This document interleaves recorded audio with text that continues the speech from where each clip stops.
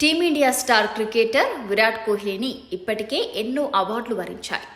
King Kohli bat నుంచి పరుగులు జాలువారడం ఎంత సాధారణమో అవార్డులు వెతుకుతూ రావడం కూడా అంతే సాధారణం. ఐసీసీ నుంచి తరచూ అవార్డులు పురస్కారాలు అందుకుంటూనే ఉన్నాడు. తాజాగా కోహ్లీ ఖాతాలో మరో ఐసీపీ అవార్డు చేరింది.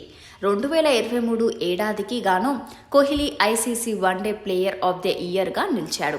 ఈ పురస్కారం కోహ్లీని వరించడం ఇదేమి మొదటిసారి కాదు.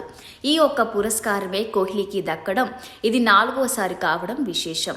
గతంలో కోహ్లీ 2012, 2017, 2018లో ఐసీసీ మేటి వన్డే ఆటగాడిగా నిలిచాడు. తాజా అవార్డుతో కలిపి కోహ్లీ ఖాతాలోని ఐసీసీ అవార్డుల సంఖ్య 10కి పెరిగింది. ఐసీసీ నుంచి ఇన్ని అవార్డులు అందుకున్న ఆటగాడు కోహ్లీనే. ఈ విషయంలో కోహ్లీకి దరిదాపుల్లో ఎవరు లేరు. కోహ్లీ తర్వాత శ్రీలంక బ్యాటింగ్ దిగ్గజం కుమార్ సంగక్కర్, టీమిండియా మాజీ సారథి ఎంఎస్ ధోని చెరో 4 అవార్డులతో 2వ స్థానంలో ఉన్నారు.